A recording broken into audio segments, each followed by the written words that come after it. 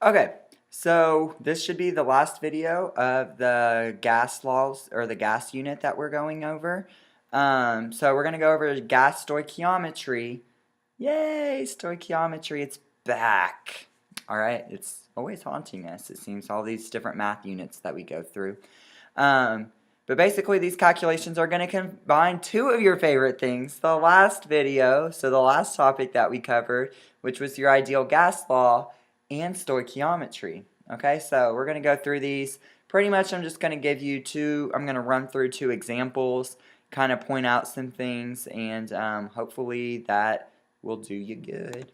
All right, so what is the method that I need to follow? Well, I mean, there's a couple of different ways you can go about it. The way that I would say that would probably be most beneficial to you is to first just set up everything in your ideal gas law. The only thing that you won't be able to put in yet without doing the stoichiometry is your number of moles, okay? So the first thing I want you to do is I just want you to fill in your ideal gas law. Okay, fill me in. All right, so like if they give you a pressure and a temperature and maybe the grams of something, and then it asks you to find for volume, plug in your pressure, plug in your temperature, plug in your constant. You don't know this, and we'll have to go down here to find this. All right, so this is something that they would tell you. Okay, this is something you know, and that is something they will also tell you. All right, the only thing that we have to really calculate before we can start actually doing the ideal gas law is we have to use our stoichiometry to go to grams of A, okay, to moles of B. And if you have some of your stoichiometry notes, this might not be a bad idea to fish them out and see how we go from grams of A to moles of B. So pause me, turn Mr. Neiman off, I'll still be here. And then we'll go about it that way. Okay, let me clear that off. Alright, so here's an example problem. So we have a reaction that uses 18.2 grams of copper 1 sulfide. What volume of sulfur dioxide gas would be collected at 237 degrees Celsius and 10.7 atmospheres? Alright, so the first thing I told y'all to do is to write out your form, or to write out the ideal gas law and plug in what you can. Alright, so I'm not going to go like super into ideal gas law, because you can kind of skip back to the ideal gas law video that I did. But I'm just going to kind of skip through some things and just go pretty much straight into the plugging things in, or solving for, actually let me first solve for what I need. It wants to know a volume.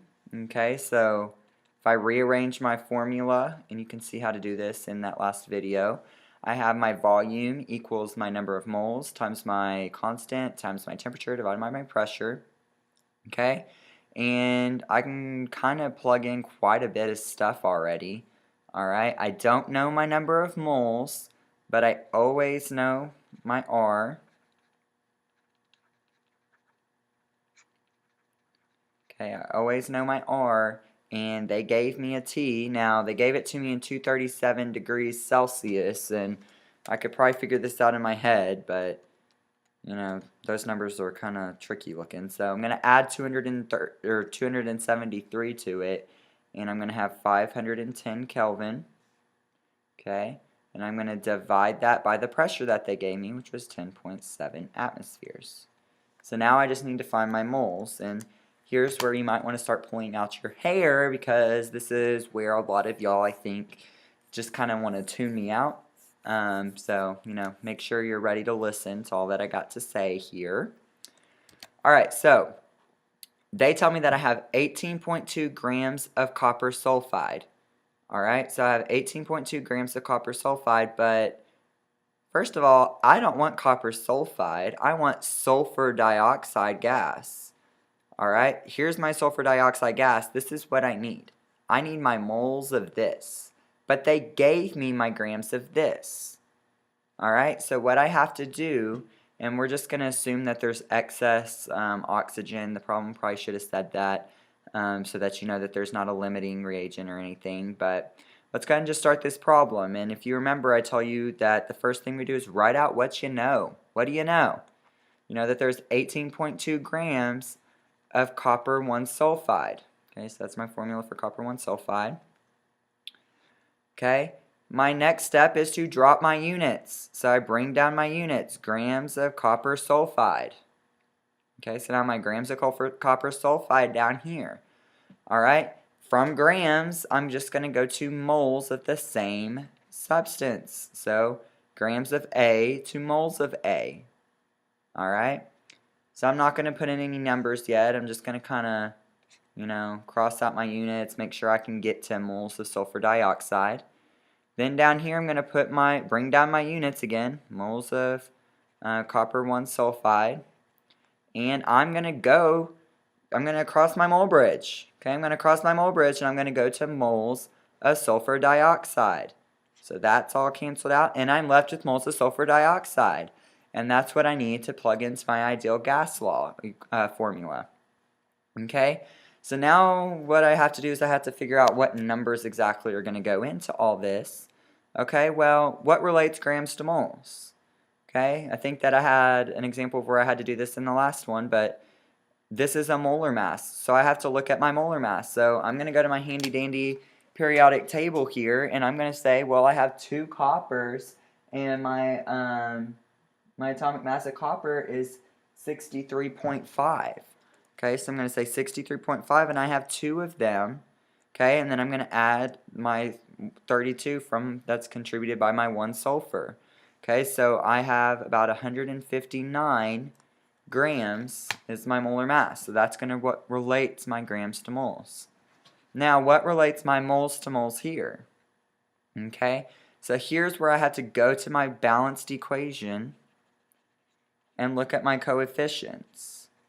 Alright, well, in front of my Cu2S, I have a 2. In front of my SO2, I have a 2. Okay, so that's a 1 to 1, a 2 to 2, or a 1 to 1 ratio. So now I just have to plug that in my calculator. Remember, I have to multiply across, so that's going to be 18.2 times 1 times 2. Okay, and then I have to divide by the bottom.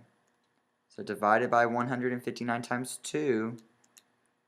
Okay, and I get that my number of moles is 0.114 moles of SO2.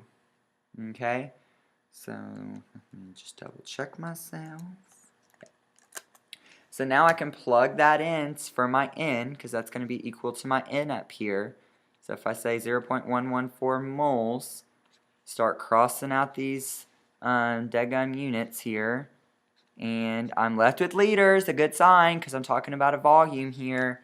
And then I just take out my calculator again, multiply 0.114 times 0.0821 times 510.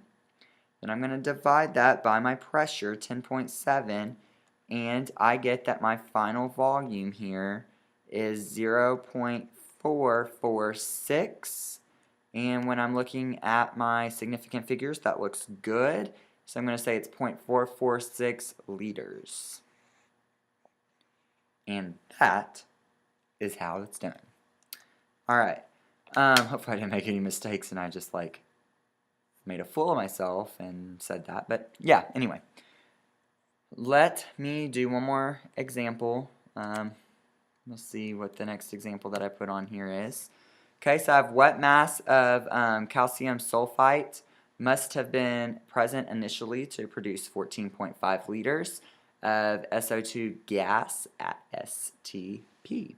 Okay, so this one is actually a little bit weird, and I'm not sure that you're gonna see one like this. Yeah, you could see one like this. This one's a little bit harder. It's a little bit more with you having to kind of work backwards. But what you're going to start with is you're going to start with your formula. So PV equals nRT. Okay, so did they give me a pressure? Well, yeah, they said, well, what do I need to find?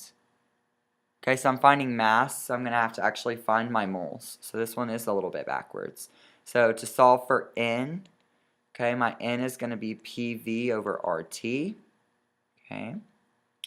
So when I start plugging things in, well, my pressure, it says STP, so that must mean that's 1 atmosphere. They told me that I had 14.5 liters, so I just got that from my question here. And I'm going to divide that by my constant, which I always know. Right? And then I'm going to have my temperature, which, since it's standard temperature, is 273 Kelvin. Okay, my units are all going to cancel out. I'm going to be left with my moles. Okay, so my moles of, and you might even want to say that that's your moles of SO2 gas. Okay, so that's your moles of SO2 gas. It's going to be 1 times 14.5, because that's what I'm multiplying my top of my fraction there. It's going to be divided by 0.0821 times 273.